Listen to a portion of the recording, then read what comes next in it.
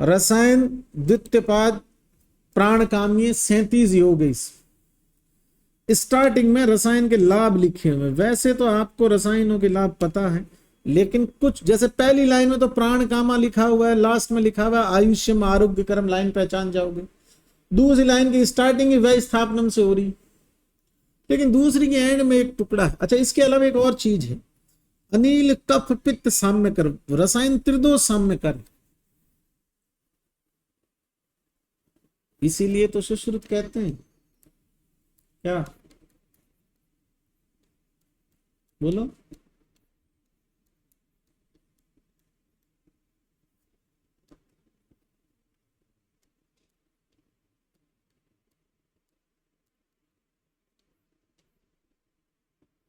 रोग अपहरणम समर्थम च, रोगों के अपहरण में समर्थ है कौन? रसायन। चरक सुश्रुत सूत्र का पहला चैप्टर का टुकड़ा है ये, जहां अष्टांग आयुर्वेद की परिभाषा बताता है।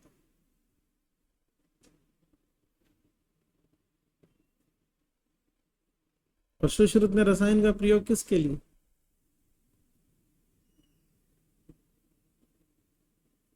सुश्रुत ने रसायन के प्रयोग के लिए कुछ बोला है क्या?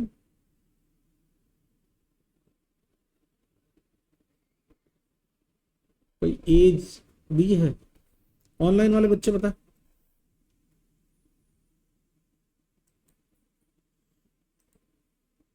सुश्रुत ने कोई स्पेसिफिक एज दी है?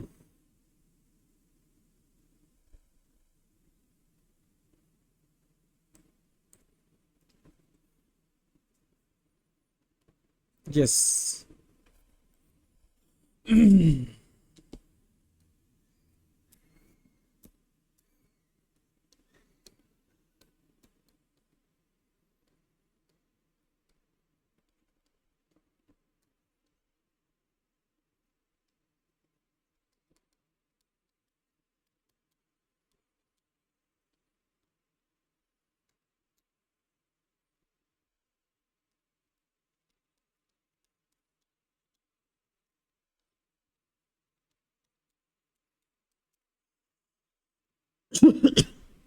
क्या मतलब?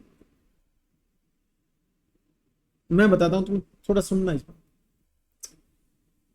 एक आदमी है, उसके बाल झड़ चुके और बाल उड़े हुए 20 साल हो गए, क्या फिर से बाल आ सकते हैं? नहीं। एक आदमी, उसके बाल 20 साल पहले सफेद हो गए, क्या फिर से काले हो सकते? नहीं।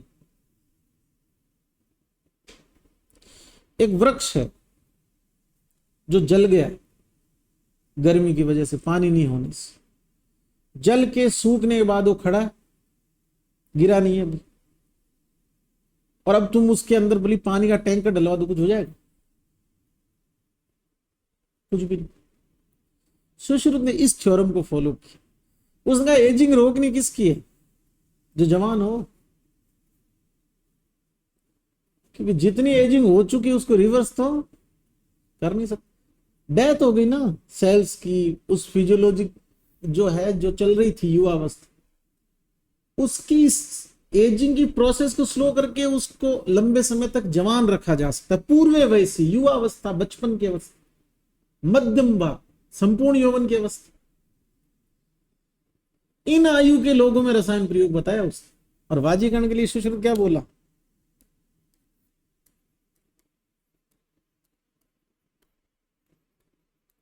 ये चीजें नहीं आती तो पागल कहेंगे, जिन्होंने पढ़ रखा उनको तो आनी चाहिए। और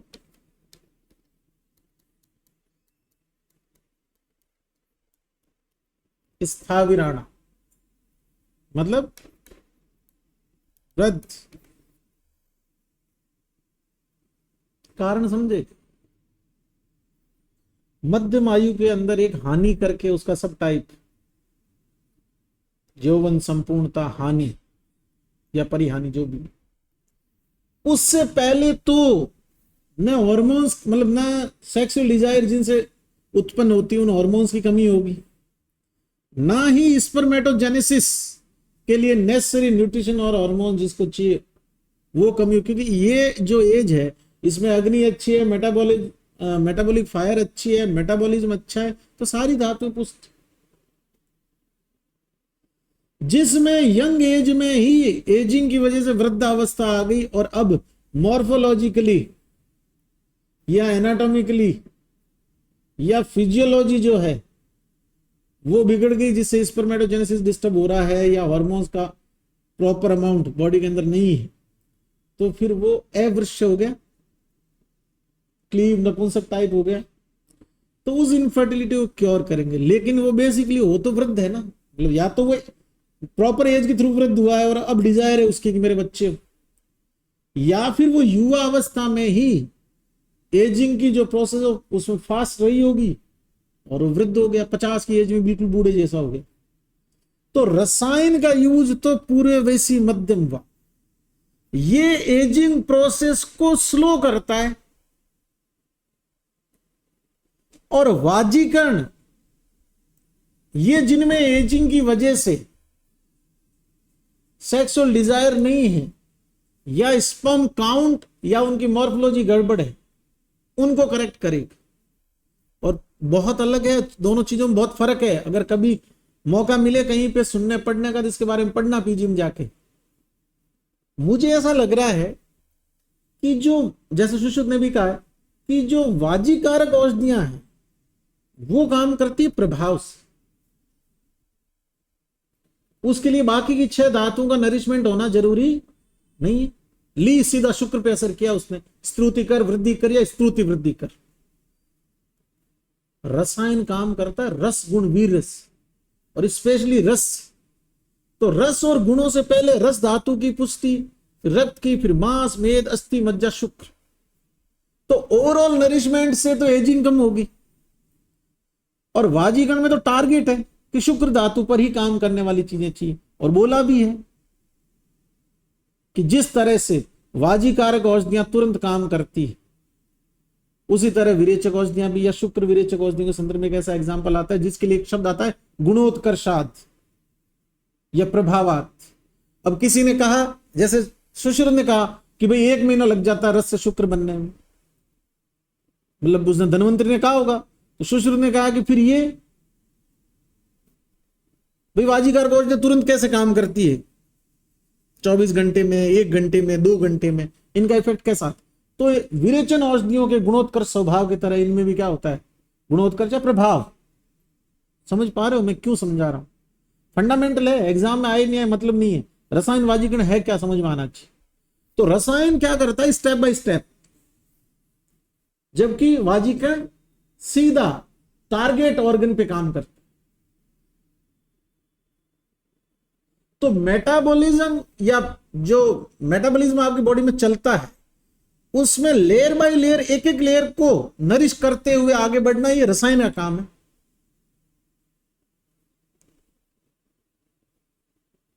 और एक्सोक्राइन की तरह सीधा उसी जगह पर टारगेट ऑर्गन पे काम करना, ये वाजीकरण का। ठीक, चलिए ये सारी बातें हो गई।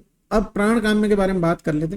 तो अगर ये टुकड़ा आ जाए कि अनिल कफ पित्त साम्य कर है, मधु, व्यायाम, रसायन, पंचकर या संशोधन, तो याद रहना चाहिए कि ऐसा एक टुकड़ा कहां आता है, रसायन। इसके अलावा स्थिर कर्म, अबद्ध मास, अंतर अग्नि दूषणम, ये टुकड़ा आए तो व्यायाम ऑप्शन में आए तो थोड़ी बुद्धि रखना। सारी जगह पर स्थिर स्थिर व्यायाम ही, और अग्रह में भी स्थिर कराना। लेकिन एक्सेप्शनली ऐसी एक जगह है जहां पर ऐसा, ये उन लोगों के लिए वरदान है ये लाइन, जो कहते हैं कि मुझे व्यायाम नहीं करना, जिम नहीं जाना, पर बॉडी बनानी। वो कैसे होगा, रसायन से। लेकिन रसायन की पहली शर्त क्या है, डाइट, संतुलित डाइट, मतलब टाइम पर खाना और अपथ्य सेवन का त्याग करना, सद्व्रत का और स्वस्थ व्रत का पालन करना। लाइफ स्टाइल डिजीज या लाइफ स्टाइल रिलेवेंट जो भी इटियोपैथोजेनेसिस बॉडी में हो रही है, जिसकी वजह से ऐसा हो रहा है, तो वो क्या हो जाएगी, साथ में रसायन जाएगा। और उससे पहले रसायन क्या करवाते हैं, रसायन सेवन से पहले संशोधन। ठीक, चलिए मैं इसमें आगे बढ़ता हूं। जैसे यहाँ एक और लाइन है, उस पर भी आप ध्यान दे तो देना चाहिए आपको। जो लिखा स्थिर सम सुविभक्त मास सुसंहित स्थिर शरीर, ये भी व्यायाम नहीं है। कौन है? रसायन। चलिए आगे बढ़ते हैं। एक बड़ा सुंदर सा कोटेशन यहां है कि सर्वे शरीर दोषा भवंती ग्राम्य आहारा। ऋषि मुनि क्या कहते थे बेटा? कंदमूल, अनाज, पत्ते, ऐसी चीजें।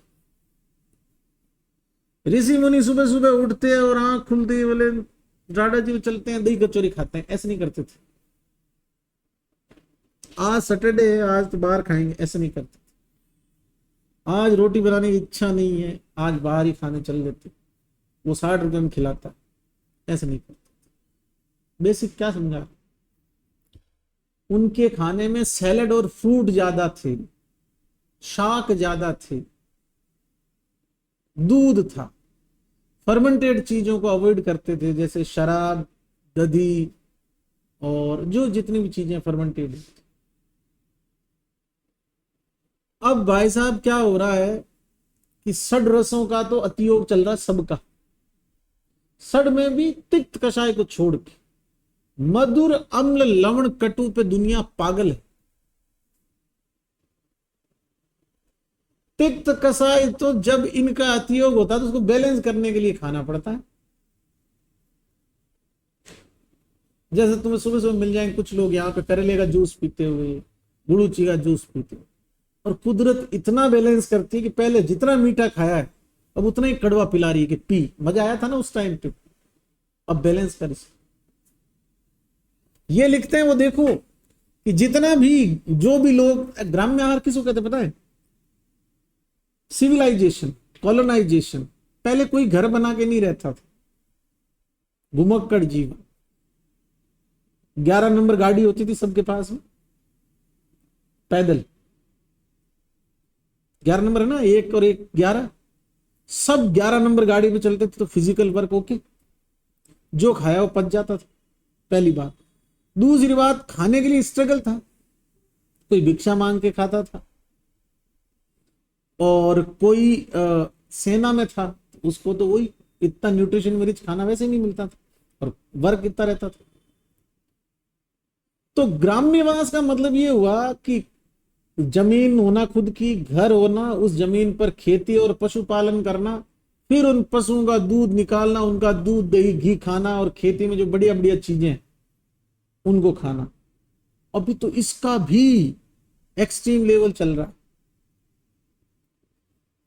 अभी तो क्या है, पैकेट का आटा, पैकेट का घी, पैकेट का तेल, पैकेट के मसाले, और कुछ नहीं हो तो मैगी लिया, उसमें मसाला भी है, आटा भी है, और पैकेट वाले घी में से उसमें छौंक लगा के खा लिया। इससे ज्यादा इजी अवेलेबिलिटी क्या हो सकती है कि उसमें कंज्यूमर को पता ही नहीं हो कि गेहूं किसके हैं, घी किसका है, मसाले कहां के, कुछ नहीं पता। और नए कंज्यूमर ने उसके लिए कोई फिजिकली काम किया, कंज्यूमर ने एक फोन किया, पापा महीना हो गया। मैं क्या समझाने की कोशिश कर रहा हूं? मैं ये बता रहा हूं कि आचार्य क्या समझा रहे हैं कि जितना,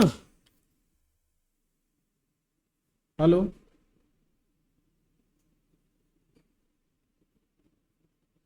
मैम अभी तो रॉन्ग टाइम है थोड़ा सा, आप कल मॉर्निंग में कॉल कीजिए। हाँ हाँ हाँ मैम, कल बात करते हैं, प्लीज कल बात करते हैं।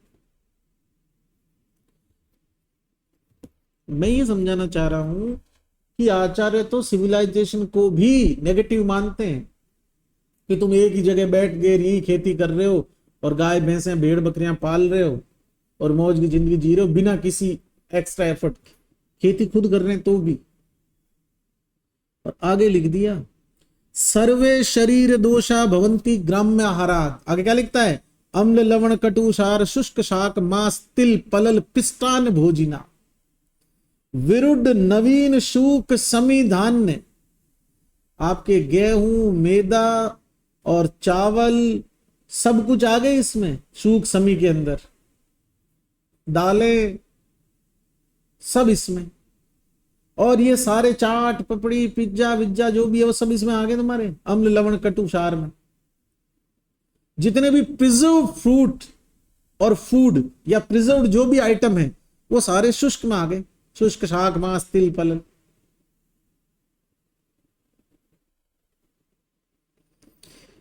इसके आगे लिखा विरुड, स्प्राउट्स। स्प्राउट्स हैवी होते हैं पचने में, प्रोटीन रिच होते हैं लेकिन हैवी होते हैं पचने में। अब भाई स्प्राउट खा रहा, सुबह सुबह चने खा रहा घोड़े की तरह, आधा किलो खा गया और खा के प्लेट वहीं पड़ी है और शाम हो गई वहां पे, तो वो चने कैसे डाइजेस्ट होंगे। आगे क्या लिख दिया, विरुद्ध असात में मिला। विरुद्ध के तो बहुत सारे एग्जाम्पल दिए मैंने आप, जितने भी शेक हैं, सिट्रस फ्रूट है, जो खट्टे फ्रूट है उनके साथ, वो सब विरुद्ध है। इसके अलावा तो कितने ही कॉम्बिनेशन उस टाइम जो होते थे, वो तो आचार्य ने उसमें विरुद्ध अन्न वाले अध्याय में जो 18 घटक बताए उनमें समझा दिए। असात में आपके देश के और आपकी प्रकृति के विपरीत भोजन होना चाहिए, अगर उसका विपरीत नहीं हो रहा है तो गड़बड़ है। क्या लिखा, क्लीन गुरु पूति पर्युषितम। जब से फ्रिज आया है, पूति और पर्युषित ने तो रिकॉर्ड तोड़ दिए। फ्रिज का भी बाप आया डीप फ्रिज। रेस्टोरेंट में 5 दिन का आटा एक साथ लगता है, डीप फ्रिज में। रेस्टोरेंट में 1.5 महीने तक सब्जी की ग्रेवी डीप फ्रिज में रहती है। तुम गए पनीर बना दो, निकाली कढ़ाई में डाली, गर्म हुई वो, उसमें पनीर डाल दिया, मटर डाल दिया, सब्जी। तुम गए बोले कि मिक्स वेज बना, वही ग्रेवी। और ये मेरे आंखों देखी चीज है। मैंने एक रेस्टोरेंट में 1 महीने पुरानी ग्रेवी, उदयपुर, और उसने एक्सेप्ट करा कि हाँ सर 1-1.5 महीने ग्रेवी तो साथ में बनानी। ग्रेवी किसकी, प्याज टमाटर मिर्ची लहसुन। जो सब्जी में गाढ़ापन रहता है ना, रेस्टोरेंट की सब्जियां जो है उसमें पानी कहां दिखता है, एकदम गाढ़ी, तो उसका कारण ये है। और उस ग्रेवी को कोई बनते हुए देख ले, ग्रेवी में वही सब्जियां होती जो लास्ट में बिकती नहीं है। और ये वही कहानी है कि दुनिया गोल है। जो आलू सब्जी में छांट के आके छोड़ के आए, वो समोसे में खा लिए। सब्जी ले रहे थे, आलू छांटे सड़ा हुआ है, उस सब्जी वाले ने पड़ोस के समोसे वाले को ले गया, वो शाम को समोसे में दिखता नहीं है सड़ा गला, बॉईल किया, उसके बाद में मैश कर दिया। ग्रेवी में यही होता है, सब्जी की ग्रेवी सड़ी गली सब्जियों की ग्रेवी होती है। और उसका बेसिक फायदा क्या है, टमाटर आज 100 रुपए किलो हो गए, मटर पनीर 150 में मिल रहा है, क्योंकि टमाटर 1 किलो 1 महीने पहले वाले, क्योंकि टमाटर 1 किलो मतलब टमाटर 1 महीने पहले के खरीदे हुए हैं और 1 महीने में भाव वापस एडजस्ट हो जाते हैं। तो मेरा पॉइंट ये कि अधिकतर रेस्टोरेंट में ग्रेवी पुरानी काम आती है। ये वही है पूति पर्युषित भोजन। आगे तो तुम्हें सब पता ही है कि जिसके खाना घर में बनता है अच्छा बनता है, उसके खुद के अंदर लक्षण खराब हो जाते हैं। अध्यसन विस्मासन, टाइम पर नहीं खाना, लेट खाना। आज आप तो पढ़ते हैं इसलिए समझ में आता है, बाकी आपने आज से पहले क्या करा। अगर रात को लेट तक जग रहे हैं, अरे यार भूख लग गई, क्या करें, रोटी बना लें, मैगी बना लें, ये बना लें, चावल की सीटी लगा दें। 9 बजे खाना खाया है, 2 बजे चावल की सीटी लग रही है, मकान मालिक झांक रहा है, टंकी फट गई नीचे, क्या हुआ, क्या बज रहा। तो विषम अध्यसन प्रायणा। अब क्या लिखता है, दिवा स्वप्न। सर अगर मैं 1 घंटा दिन में नहीं सोऊं तो मेरा दिन पूरा नहीं होता। ये समस्या कई लोगों की। स्त्री मध्य नित्यानम। आगे लिखा है विषम अति मात्र व्यायाम। अब इसके वाइस वर्सा, मजदूर क्लास की, कि जो मजदूर क्लास है उसके बेचारे की न्यूट्रिशन जो नीड है वही पूरी नहीं हो रही, उसको उतना कार्ब मिल ही नहीं रहा। इसके अलावा जिन लोगों के दिमागी रूप से एग्जर्शन रहता है, भय शोक क्रोध लोभ मोह आयास बहुला। लास्ट लिख दिया अतो निमित्तम ही शिथिली भवती मासानी। बहुत क्लियर कट शब्दों में बताता हूं आपको, मैंने आपको पहले भी कहा। इस तरह से इस तरह का जो भोजन इन निदानों से युक्त और हाई कैलोरी इंटेक करेगा क्या, अग्निमान अग्नि मानदेय, इसके अलावा इसके साथ गर्विश दूषित विष तो है, कलर, प्रिजर्वेटिव, वो सब अलग चीजें हैं। वो अग्नि मानदेय मतलब जो आपके भोजन को पचाने वाली शरीर की डाइजेस्टिव फायर है उसको वीक कर देगा, मतलब आपके डाइजेस्टिव जूस और एंजाइम्स का सिक्रेशन कम,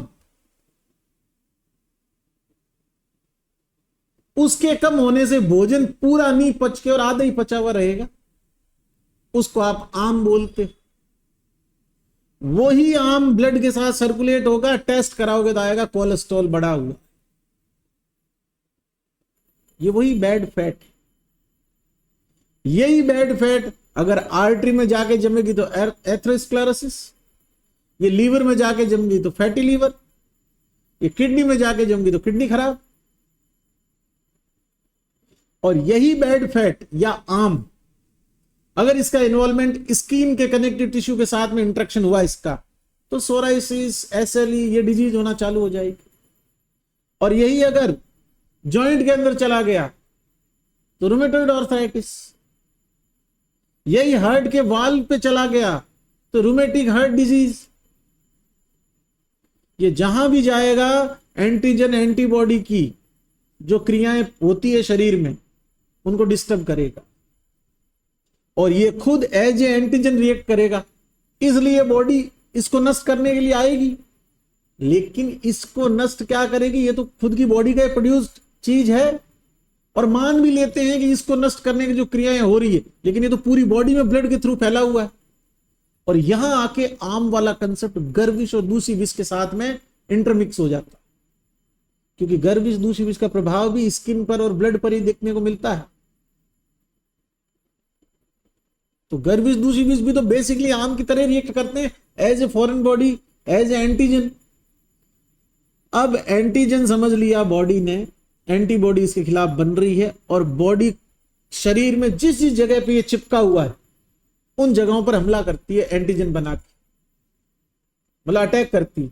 तो उससे खुद का टिश्यू नष्ट हो रहा है। ये आम जहां जहां है, जहां युद्ध होगा वो जगह भी तो खराब होगी। इन डिजीज को अपन बोलते हैं ऑटो इम्यून डिजीज। समझ गए बात को? तो इसी अर्थ में लिखा है कि शिथिली भवती मासानी। अब यहां से आप जितना भी कोलेस्ट्रॉल रिलेवेंट चीजें वो समझ लो। विमुच्यते संदेह, ये आपका आम बात। जेड डिफॉर्मिटी, स्वान नेक डिफॉर्मिटी, संधि विमुचनी तो है वो। विदायते रक्तम, चमड़ी खराब, बाल गिर रहे हैं, सफेद हो रहे हैं, फोड़े हो रहे हैं, झाइयां हो रही है, ब्लैकहेड्स हो रहे हैं।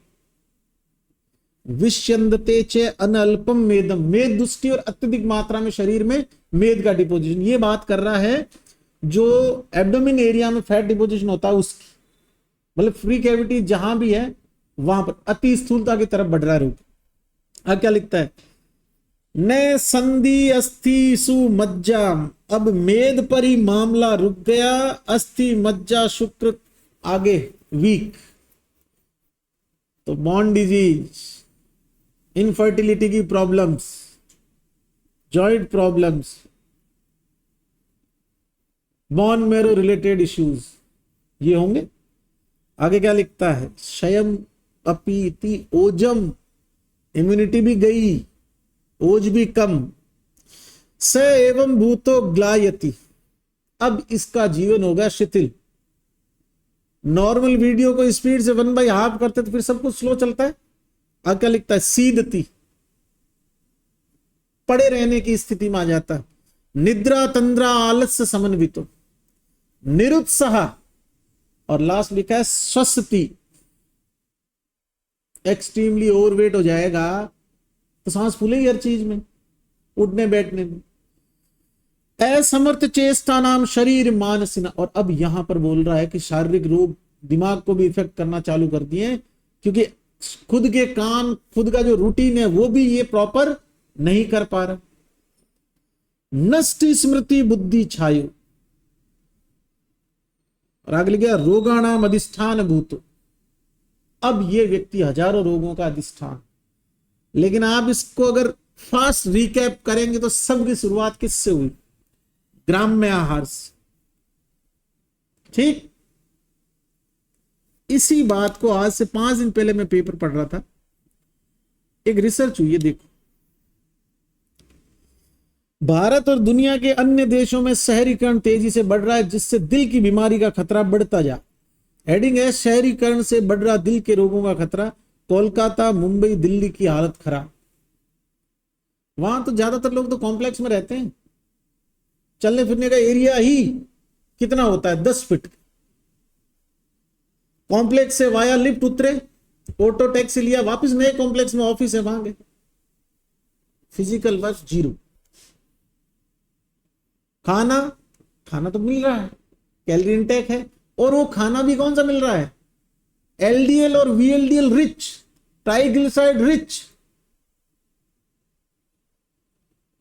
इसलिए ये हो रहा है, ये वही आम का कंसेप्ट, दुनिया की 55% आबादी को हृदय रोगों का खतरा। जिसको अखबार शहरीकरण कह रहा है उसी को ग्राम्यवास बोला आचार्य।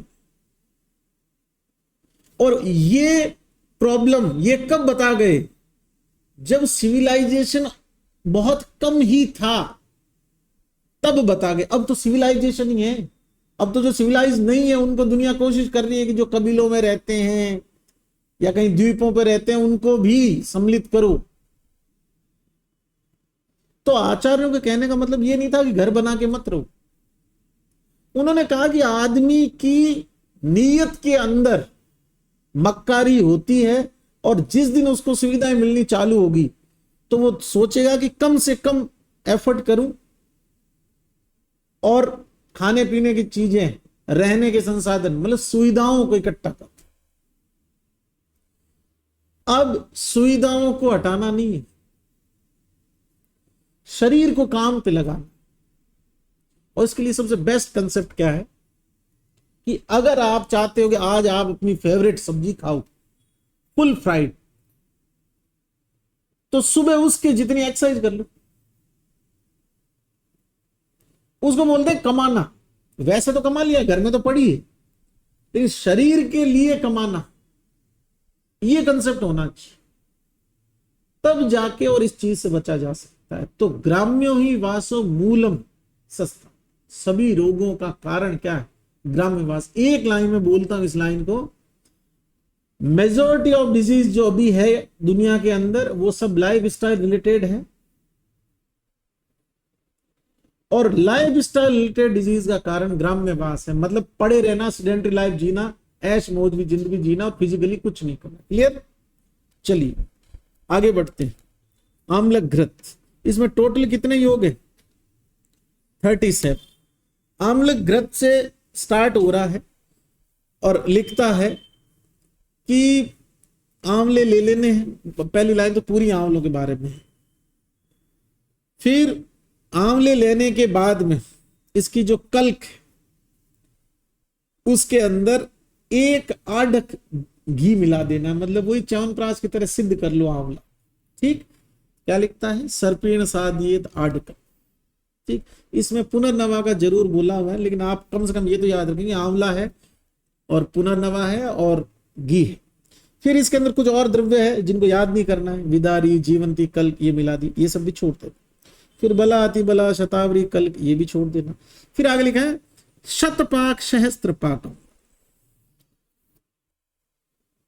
आप लोगों को पता है आप क्या कर रहे हैं, आप एक घृत बना रहे हैं रसायन का जिसका नाम है आम्लक घृत। तो बेसिकली ये दवाई बनेगी तो घी की फॉर्म में बनेगी, लिक्विड बनेगी। तो घी के अंदर कल्क डलता है ना सिद्धि के लिए, वो किस किस का है, आंवला और पुनर्नवा का। इसके अलावा बहुत सारी चीजें हैं, विदारी, गंधा, जीवंती, बला, अति बला, उनको छोड़ देना। लेकिन घी का पाक किससे करना, सतपाक या सहस्त्र पाक विधि से। ठीक, उसके बाद में इस घी के अंदर आप क्या मिलाओगे, स्वर्ण, रजत इत्यादि। और इस घड़े को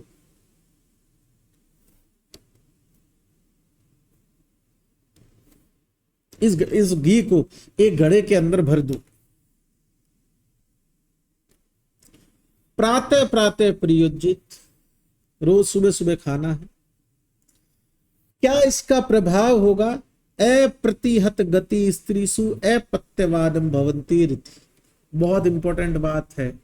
इस टुकड़े को देख के लगता है जैसे कोई रसायन योग, वो वाजीकरण योग, लेकिन ये वाजीकरण का योग नहीं है, ये क्या है, रसायन का, क्योंकि बात तो वाजीकरण की लिखी हुई है। बाकी सब ठीक है, सर्वसाम्य प्रसाम्यति वयोवय जरम, ठीक। दूसरा इसका प्रयोग काल क्या लिखता है, सॉरी इसकी मतलब उम्र इससे कितनी मिलती, 100 वर्ष की आयु मिलती है। और इस कर प्रचित्य के अधिकतर योगों की प्रशस्ति में क्या लिखा हुआ, 100 वर्ष की आयु देने। तो कर प्रचित्य रसायन पाठ के अधिकतर रसायन योग कितने वर्ष की आयु देते हैं, 100 वर्ष। अब इसमें मोटी मोटी गणित ये है कि अगर सब कुछ भी भूल जाओ तो 2 चीजें जरूर याद रखो, क्या, शतपाक सहस्त्रपाक विधि से ये घृत बनता है, और दूसरी ये कि इसके अंदर स्वर्ण रजत इत्यादि है, और 2 क्या 3, और तीसरी ये कि इसकी लाइन के अंदर लास्ट में टुकड़ा वाजीकरण जैसा आता है, तो ऑप्शन में वाजीकरण योग देगा, वृष्णि गुट्टी का ऐसे योग देगा वो। तो तुमको याद रखना आम्लक घृत का, ठीक है। अब इसके अंदर क्या डाला था अपन ने, सोना चांदी, और तुम्हें पता है सोना दे सुरक्षित तन, चांदी दे तेज दिमाग। क्या कहता है, बृहत शरीरम गिरी सार सार, याद करनी स्टार्टिंग इसकी, किसकी है, आम्लक घृत, रसायन योग, ब्रैकेट में से लिख देना, ये अभी तो पता है, ये पढ़ रहे हैं बाद में। थोड़ा सा आगे चलो, देखो स्वर घन ओगस नित्यानुकार, गंभीर स्वर हो जाए, शेर की तरह गरजेगा, ठीक। और क्या लिखता है, भवत्ते पत्ते विपुलम स्थिरम च। अब ये लाइन एक और दे दी इसकी, जो किसके जैसी, वाजीकरण जैसी। अपत्य लिखा है ना, विपुल स्थिर का मतलब संतानें बहुत सारी होगी, और जितनी भी होगी वो सब जीवित रहेगी, मतलब जाएगी नहीं।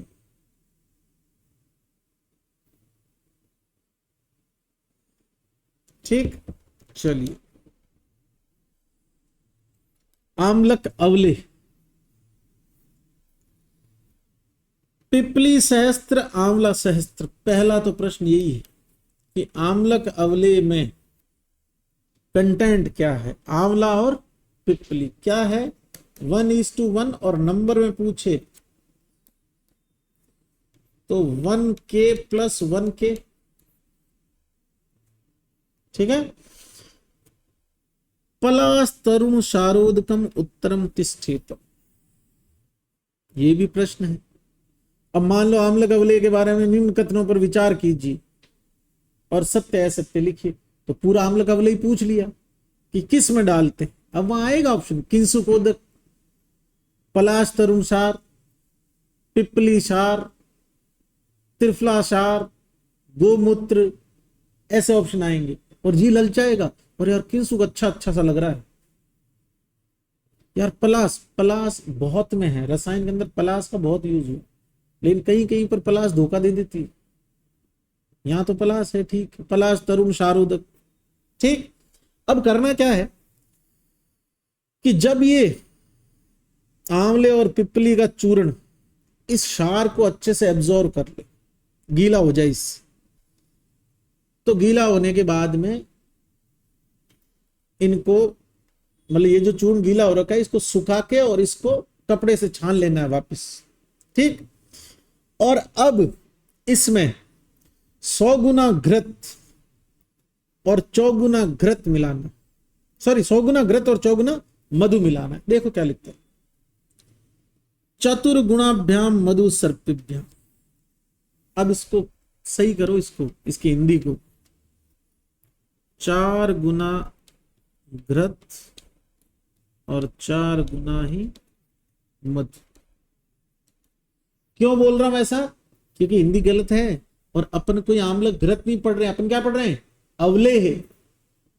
हिंदी में कहीं लिखा हुआ तो, क्योंकि पहले भी कई बार भेज चुके हो कि सर ये 100 गुना बता रहा है, तो चतुर्गुण, 4 गुना मधु 4 गुना सत्य। इसके अलावा चीनी मिलानी है, अवले है ना, तो घी, चीनी और ये सब तो मिलेंगे। आगे थोड़ा सा आगे चलते हैं, क्या कहता है, इसको एक बर्तन में डाल के 6 महीने के लिए जमीन में गाड़ दो, स्थापित अंतर्भूमि, मतलब च्यवनप्राश बनाया, अवले बनाया च्यवनप्राश जैसा, और उसको गाड़ दिया जमीन के अंदर 6 महीने। फिर इसकी मात्रा अग्नि बल के समान जो भी मात्रा खाएं। और इसके लिए एक क्योंकि इस श्लोक के अंदर बहुत इंपॉर्टेंट चीजें हैं, तो मल्टीपल लाइंस वाला कुछ नहीं, यहां से बनने के पूरे चांस। हिंदी पढ़ के गया वो मर जाएगा घी और उसके शहद में। 4 गुना घृत 4 गुना मधु, ये 2 सेंटेंस हो गए 1 2 आम्ल अवलेय के बारे में। तीसरा ये रहा 1K + 1K, ठीक। चौथा ये रहा कितने मास तक गाड़ते, 6 मास। 5वां सुनो, पौर्वाहिकम प्रयोगो न अपराहिकम, एम में प्रयोग करना है, पीएम में नहीं। मतलब मॉर्निंग में यूज करना है, पूर्वाह्न में, अपराह्न में, दोपहर को नहीं खाना इसको। ओनली यूज करना है किसमें, सुबह के टाइम। ये किसका लास्ट तो पता है कितने वर्ष की आयु देता है, 100 वर्ष। थोड़ा आगे चलोगे, एक शब्द पढ़ रहे हो, इति समानेन पूर्वेण, इति समानेन पूर्वेण। अब ये हर योग के अंदर आपको मिले। इति समानेन पूर्वेण का सीधा सा मतलब है कि यहां से इसके बनने के बाद 2 रास्ते बन जाते हैं, कुटी प्रावेशिक और वात तापिक। जैसी पेशेंट की हैसियत हो, जितने पैसे टाइम हो, उसके अकॉर्डिंग आप अप्लाई करना। और कुटी प्रावेशिक जाओ तो जो विधि बताई उसको फॉलो करना, वात तापिक में जाओ तो वो विधि फॉलो करना। कुल मिला के अपन जब कोई बहुत बड़ा पैराग्राफ होता है और नीचे वाली लाइन में वापस रिपीट होता है, तो अपन या तो यूं कर देते हैं या अपन डू लिख देते कि सेम एज अबाउ।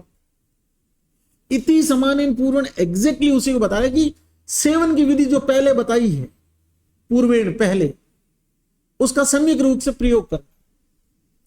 चरक संहिता में इति समानेन पूर्वेण 2 जगह आता। कहां आता बेटा बताओ? एक तो चरक चिकित्सा रसायन में, दूसरी बता भाई चरक कल्पिस्थ। नहीं पता था, पता नहीं था, भूल गया। जो उसमें वमन कर्म की विधि पढ़ते हैं पहले ही मदन फल में, तो फिर आगे के योगों में क्या बोलता है कि वामक द्रव्य के रूप में आप इसको ऐसे लेना, बाकी विधि वमन की जो बताएगी है वही। तो इति समानेन पूर्वेण चरक चिकित्सा में, रसायन में और चरक कल्प में 2 जगह आती। समझ गए? नेक्स्ट आगे बढ़ते। ऑनलाइन वाला तुम बोलते रहो रे, ये 1-2 दिन की बात हो रहा है, फिर तो सर्वर सही हो जाएगा लाइव वाला। उसके लिए भी कोई दूसरी गणित बिठानी पड़ी तब जाके वो सेट होगा। ठीक, चलिए ये इसके बारे में आप बहुत जरूर से ट्रू एंड फॉल्स याद करना। इसको ऐसे होम मत पढ़ना अखबार की तरह। अभी तक मैंने किसी के लिए ऐसा नहीं बोला। च्यवनप्राश के लिए ऐसा हो सकता है कि च्यवनप्राश के लिए मल्टीपल सेंटेंस आए, ब्रह्म रसायन के लिए मल्टीपल सेंटेंस आए, या AR आए, या फिर आम्लक अवलेय के लिए जो डिटेल में पढ़ने आपको उनकी बात कर रहा हूं मैं। ठीक है, चलिए नेक्स्ट आगे बढ़ते हैं। आम्लक चूर्णार। आम्लक चूर्ण में कुछ भी नहीं है, बस याद रखना है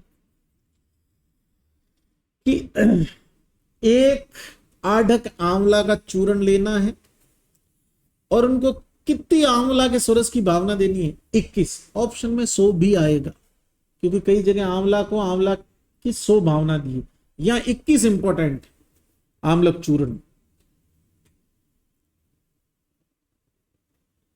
चलिए तीसरी और जरूरी बात, आम्लक चूर्ण में आंवला के अलावा और किसी का और कोई चीज नहीं मिलती। गलत, मिलता है क्या? मधु और घृत मिला, उसके अलावा अष्टभागम पिपलीकम 1/8 भाग पिपली, और चीनी मिलती है 1/4 भाग, शर्करा 1/4। ठीक, अब शुरू से सुनो। 1 आढ़क आंवला चूर्ण प्लस 21 बार आंवला सोरस भावना, समझ रहे हो ना? एक है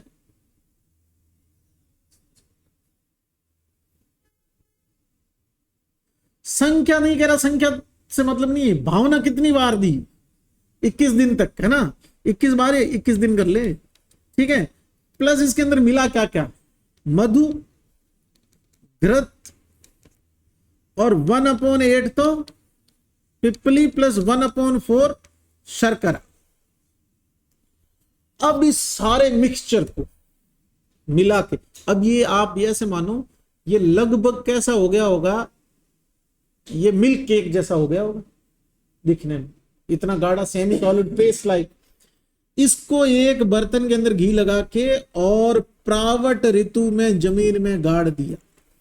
ये वो योग है जहां से प्रश्न आ सकता है, मतलब फेमस योग जो पता है ना सबको, ये उनमें से प्रावर्षि भस्मरासो निधत्ता। अब इसको वापस कब निकालना है, तद वर्षांते प्रयोज्य। अब टेक्निकली सोचो, प्रावट means pre monsoon, mid of June to mid of July, mid of August, या मिड ऑफ जून, या स्टार्टिंग का जून से लेके और जुलाई का पार्ट मान लो, जून जुलाई। बेसिक बात क्या है, पानी गिरना शुरू हुआ तब जमीन में गाड़ दिया। वर्षांत मतलब बारिश गई, शरद आ रही है, शरद में निकाला। याद करने का ट्रिकी तरीका क्या है, जब तक पानी गिर रहा है चूर्ण को जमीन में गाड़े रखो, नहीं तो चूर्ण गीला हो जाएगा, ऐसे याद करना। तो आम्लक चूर्ण को जमीन में कब गाड़ना है, प्रावट में। निकालना कब है, वर्षांत। निकालेंगे तभी प्रयोग करेंगे, क्वेश्चन चेंज हो सकता है कि आम्लक चूर्ण का प्रयोग करते हैं वर्षांत, ठीक। और वो आम्लक अवले अलग था, 6 महीने जिसको जमीन में गाड़ के रखते थे, ठीक है। अब मेरी बात सुनना, कर प्रचितीय के अंदर आंवला ही आंवला, तो कर प्रचितीय के शॉर्ट नोट्स आप चाहो तो बना सकते, योग इसमें क्या क्या है उस, और एक पेज पे होना चाहिए। कंफ्यूजन वाली चीजें है ना, हाफ करो पेज को, नंबर 1 योग लिखा, नंबर 2, नंबर 3, नंबर 4, नंबर 5, फिर जब भी कंफ्यूजन हो ना एक पेज में सब दिखेंगे कि अवले में ये था, चूर्ण में ये, किसको 6 महीने गाड़ा था, किसको प्रावट में डाल के वर्षांत निकाला था, किसमें 21 भावना थी, किसमें 100 भावना थी, किसमें पलाश तरुण शारोदक था, समझ रहे हो ना। किसकी प्रशस्ति के अंदर वाजीकरण जैसी लाइनें थी, आम्लघृत। किसको 6 महीने जमीन में गाड़ा, आम्लक अवले। किसको प्रावट में डाल के वर्षा में निकाला, आम्लक चूर्ण। किसमें स्वर्ण रजत था, स्वर्ण रजत युग का योग था क्या इसमें,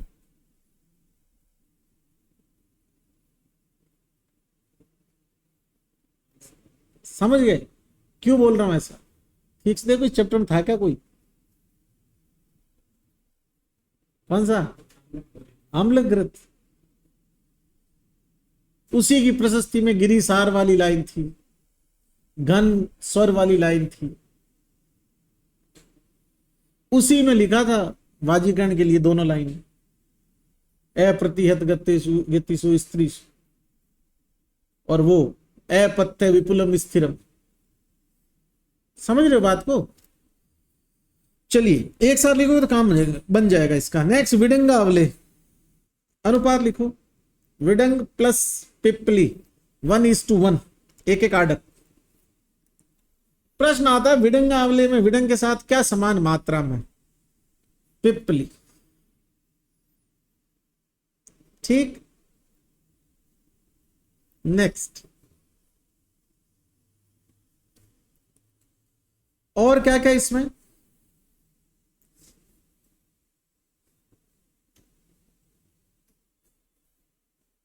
एक लाइन इसमें कॉमन है, वही प्रावट में गाड़ दो और उसमें निकाल दो, इति समान पूर्ण कर दिया इसका, पीछे वाले के इक्वल। तो दूसरा अगर कोई योग है प्रावट में गाड़ के और उसमें वर्षांत यूज लेने वाला, तो आम्लक चूर्ण के अलावा कौन है, विडंगा आंवला। लेकिन आम्ल का अवले नहीं है, आम्ल का अवले 6 महीने गाड़ने वाला। इसलिए मैंने जानबूझ के बोला कि च्यवनप्राश जैसी चीज को 6 महीने जमीन में गाड़ दिया ताकि तुम्हें अवले याद रहे। यहां तो 6 महीने बाद किसी को च्यवनप्राश दो, क्या कहेंगे, अरे यार खराब तो नहीं हो गया, जबकि डाबर च्यवनप्राश में लिखा हुआ है 36 महीने तक उपयोगी। चलिए, अभी आपने एक आम्लक अवले पढ़ा था, इसी द्वितीय रसायन पाद में एक और आम्लक अवले, उस आम्ल कवले को 6 महीने गाड़ के रखते थे। इस आम्ल कवले के बारे में ज्यादा कुछ नहीं बता रहा, ना आप पढ़ेंगे, सिर्फ एक काम की चीज है वो बता देता हूं, उससे आपका काम बन जाना चाहिए। क्या? कि ये कितने दिन तक पड़ा रहता है उसके बाद यूज करना चाहिए? 21 दिन तक। इसको जमीन में गाड़ने की कोई बात नहीं है, सिर्फ बनने के 21 दिन बाद यूज लेना, ये लिखा। बाकी तो प्रयोगाद वर्ष शतम है जन्म इति समानेन पूर्व। ठीक, मत पढ़ना और कुछ भी, मर जाओगे मुझे नहीं पता फिर। अच्छा, एक यहां पर एक कॉमन चीज है, उसके बारे में बात जरूर कर लेती है, आगे काम आएगी। आंवला को अपन जैसे च्यवनप्राश भी उबालते हैं तो बर्तन में पानी डाल के बॉईल कर लेते, आचार्य ऐसे नहीं करते थे। आचार्य क्या करते थे? पलाश की गीली लकड़ी का पात्र बनाते थे, बोट लाइक या जिसमें अपन बोले टब लाइक, उसके अंदर आंवले भरते थे और उसके ऊपर उसी का ढक्कन, और फिर गर्म करते थे, क्योंकि पलाश के अंदर रसायन के गुण होते हैं। तो एक जो ऊपर वाली लाइन है वो इसके लिए याद नहीं करनी, आगे आने वाले लोगों में आप जो योग आएंगे उनमें आप समझ सको। इसके लिए क्या लिखा है कि आम्ल का नाम सहस्त्रम आद्र पलाश द्रोणी सपिधानम, ढक्कन सहित, वाष्पम अनुद्वमंतम आरोग्यम अग्निभीर उपसदितम, सॉरी आरण्यम गोम्यम अग्निभीर उपसदितम। अब इसके नीचे गोबर और लकड़ी डाल के और इसका स्वेदन करवा दो आंवला। तो अपन जो बॉईल करते हैं वो बर्तन में करते हैं, आचार्य पलाश की गीली लकड़ी की बनी हुई द्रोणी के ऊपर ढक्कन लगा, इस प्रकार से प्राप्त आंवला को बोलते हैं पिष्ट स्वेदन विधि से सुनना आंवला। इसके बाद इसको पीस लेंगे, ठीक, खाली उस अर्थ में, ठीक है। और जो आम्ल कवले है दूसरा वाला, उसके अंदर जो कंटेंट है आंवला के अलावा वो है पिपली और विडंग, आंवला पिपली विडंग। बाकी तेल मधु सर्पी को छोड़ देना, आंवले है तो वो तो डलेंगे।